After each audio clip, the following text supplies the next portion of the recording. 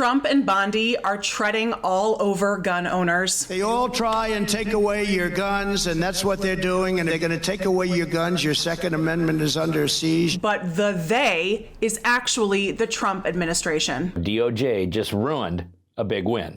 Republicans and right-wing media personalities have been warning Americans for years that Democrats want to track gun owners. Far-left radicals in Congress want to take away your voice, your jobs, your rights, and they especially want to take away your guns. You know that. But the call seems to be coming from inside the House, because the far left radical that Trump was trying to warn us about is Pam Bondi, his own attorney general, who proposed the creation of a gun registry in the resolution of a recent court case. And Second Amendment activists are freaking the fuck out. Here's where the bad news begins. And guess what? I am here for it. Trigger warning here as we get into this, and pun is definitely intended. This story involves a lot of court documents, legalese, statutes, blah, blah, blah, blah, blah. But I'm going to keep it all super simple.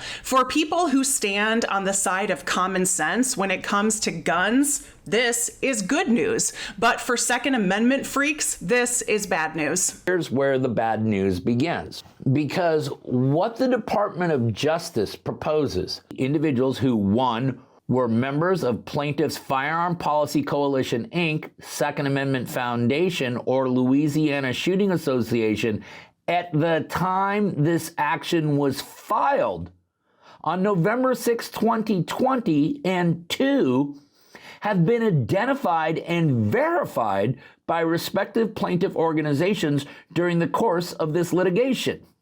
Okay, did you get that? So what the United States Department of Justice proposed is that it would apply only to the named plaintiffs and to any member of the organization who was members of the organization way back in 2020 when the complaint was filed, and only if they are identified, which means what? You're asking for the Second Amendment Foundation and the Firearms Policy Coalition to give up your membership rolls to the United States Department of Justice so they could figure out where this law is constitutional versus where this law is unconstitutional. The Second Amendment Foundation is a nonprofit organization that calls itself the most effective gun rights group, and they were just ordered by the U.S. District Court in Louisiana to turn over a list of all of their organization's members. This kind of sounds like a gun registry. You know, the thing that Fox News has been warning us about for years, even as recently as April of this year. Well, what's the real goal here, though, Dana? You and I are always 3 steps ahead on this, on the gun control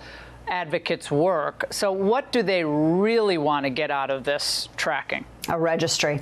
This is a step towards a registry. The left-wing nuts are stomping all over the Second Amendment. Fox and the right have always claimed it was going to be Democrats. It was going to be the radical leftists that were going to create this list. But plot twist, it's actually the Trump administration. This list of members shows up in the order of a court case that's actually been working its way through the system for almost 5 years. It revolves around the constitutionality of a federal prohibition on selling handguns to people ages 18 to 21. The case we're talking about is Reese versus ATF. It's brought to us by our good friends at the Second Amendment Foundation and the Firearms Policy Coalition, which means we got links for both of them down below for you to show them some love. Now, this is a challenge to 18 United States Code sections 922B1 and 922C1, which is the federal prohibition on those 18, 19, and 20 years old from being able to purchase certain types of firearms.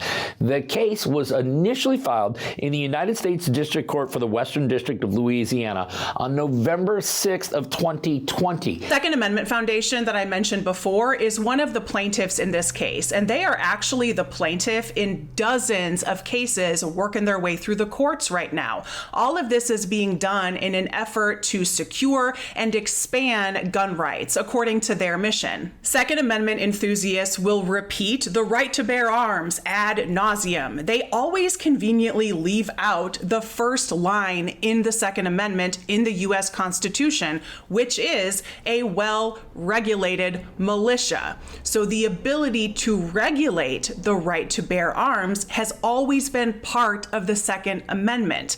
And the federal government was attempting to regulate the sale of handguns to people who don't have brains that are fully developed, 18 to 21-year-olds.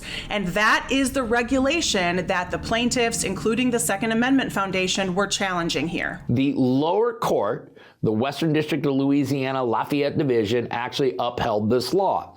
It was then appealed to the Fifth Circuit. The Fifth Circuit, however, reversed the lower court and actually found the law unconstitutional.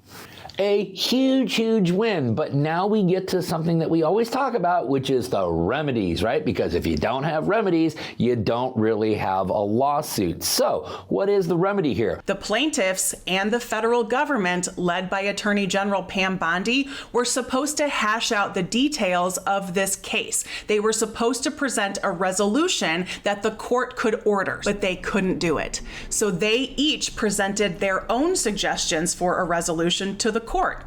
The court reviewed it all and handed down their order in October. Second Amendment advocates are super pissed because the resolution that was presented by the federal government by Attorney General Pam Bondi included a list of all of the members of the nonprofits involved in the case. Regrettably, the court appears to have adopted the government position in total.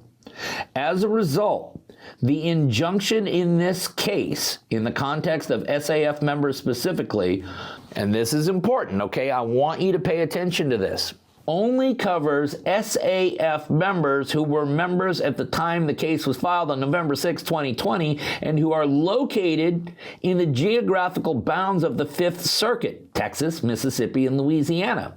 To make matters worse, the court has also required that the membership organizational plaintiffs provide full lists of all affected members within 21 days. So if you're 19 years old, super excited about this court ruling because you think that means you can go out and buy a handgun, hold your horses. Because if you were not a member of these nonprofits back in 2020, and or if you don't live within the jurisdiction of this district court, you're out of luck. Sure seems like Tucker Carlson was wrong, right? The Democrats were not trying to humiliate gun owners. It was the Trump administration this entire time, because that's what overreaching authoritarian wannabe governments do. They overreach. And even if you initially supported that overreach, eventually it's going to catch up to you. You know, the whole fuck around and find out thing. It's going to be really interesting to see how all of this shakes out, because the organizations involved in this case are adamant they are not turning over their members' information. So maybe the last 5 years of court battles has all been for nothing.